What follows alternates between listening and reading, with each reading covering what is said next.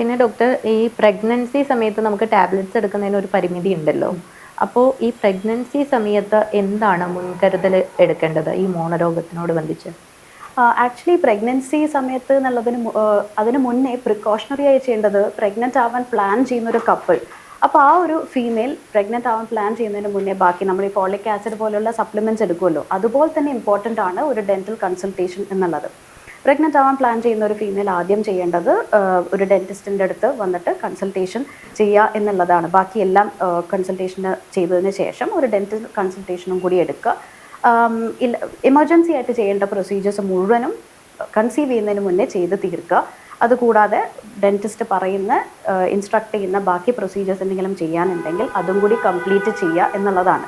ഇതൊക്കെ ചെയ്ത് കഴിഞ്ഞാൽ നമ്മൾ നമ്മളെ തന്നെ സേഫ് ആക്കി വെക്കുകയാണ്. പിന്നെയുള്ള 9 months നമുക്കൊരു സേഫ് പ്രഗ്നൻസി പീരീഡ് ആക്കാൻ വേണ്ടിയാണ് പ്രിക്കോഷണറി മെഷർ എന്ന രീതിയിൽ പ്രഗ്നൻ്റ് ആവാൻ പ്ലാൻ ചെയ്യുന്നവർ ഈ ട്രീറ്റ്മെൻറ്റുകൾ മുഴുവനും ചെയ്യേണ്ടത്. പക്ഷേ നമ്മൾ പ്രഗ്നൻ്റ് ആയതിനു ശേഷമാണ് ഒരു പേഷ്യൻറ്റ് വരുന്നത് ഡെൻറ്റൽ ക്ലിനിക്കിൽ വരുന്നതെങ്കിൽ അവർക്ക് ഏറ്റവും സേഫ് പീരീഡ് എന്ന് പറയുന്നത് 2nd trimester ആണ്, 4th, 5th and 6th month. പക്ഷേ എന്നിരുന്നാലും ഒരു ഫസ്റ്റ് ട്രൈമസ്റ്ററിലുള്ള പേഷ്യൻ്റ് ആവട്ടെ, 3rd trimester പേഷ്യൻ്റ് ആണെങ്കിലും അവർക്ക് നമുക്ക് എന്താ പറയുക, അവരുടെ സിംറ്റംസ് ഒട്ടും മാറുന്നില്ല എങ്കിൽ വളരെയധികം ഇൻഫെക്റ്റഡ് ആയിട്ടുള്ള പഴുപ്പുള്ള പല്ലുകളും ഭയങ്കര പെയിനും കാര്യങ്ങളൊക്കെ ആണെങ്കിൽ നമ്മൾ ഒരിക്കലും അവരെ സഹിക്കാൻ വിടില്ല. നമ്മൾ പ്രിക്കോഷൻസും അതിൻ്റെതായ കെയർഫുൾ ആയിട്ടുള്ള മെഷേഴ്സും എടുത്തതിന് ശേഷം ഒന്നല്ലെങ്കിൽ റൂട്ട് കനാൽ അല്ലെങ്കിൽ ബാക്കി എന്താണോ മെഷേഴ്സ് ആവശ്യമുള്ളത് അതപ്പോൾ ചെയ്യുക എന്നുള്ളതേ ഉള്ളൂ. പിന്നെ അവോയ്ഡ് ചെയ്യേണ്ട കുറേ ടാബ്ലറ്റ്സ് മെഡിക്കേഷൻസ് ഉണ്ട്. അത് അവോയ്ഡ് ചെയ്തിട്ട് ബാക്കിയുള്ള ആൻറ്റിബയോട്ടിക്സും പെയിൻ കില്ലേഴ്സും ഒക്കെ അവൈലബിൾ ആണ്.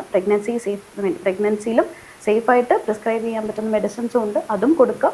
പിന്നെ എക്സ്റേയുടെ കാര്യം പറയുമ്പോൾ പ്രഗ്നൻ്റ് ആയിട്ടുള്ള ഒരാൾ ഒരിക്കലും മറക്കാൻ പാടില്ലാത്ത കാര്യമാണ് എപ്പോഴും ഡെൻറ്റൽ സർജൻ്റെ അടുത്ത് മുന്നേ കൂട്ടി പറയുക പ്രഗ്നൻ്റ് ആണ്, ഇന്ന ട്രൈമിസ്റ്ററിലാണെന്നുള്ളത് പറയുക. അപ്പം എക്സ്റേ ഒഴിച്ചുകൂടാൻ പറ്റാത്തൊരു സാഹചര്യത്തിൽ മാത്രമേ എക്സ്റേ എടുക്കുകയുള്ളൂ. എക്സ്റേ എടുക്കുകയാണെങ്കിൽ തന്നെ ലെഡ് ഏപ്രിൻ പോലുള്ള പ്രിക്കോഷണറി മെഷേഴ്സ് എടുത്ത് തൈറോയ്ഡ് കോളറും കാര്യങ്ങളൊക്കെ ഇട്ടതിന് ശേഷം മാത്രമേ എക്സ്റേ എടുക്കുകയുള്ളൂ. എന്ന് വെച്ചാൽ തീരെ ഒരു പ്രൊസീജിയറും ചെയ്യാൻ പറ്റില്ല എന്ന് പറയാൻ പറ്റില്ല, ആവശ്യത്തിനനുസരിച്ച് നമ്മൾ ചെയ്യുക എന്നുള്ളതേ ഉള്ളൂ.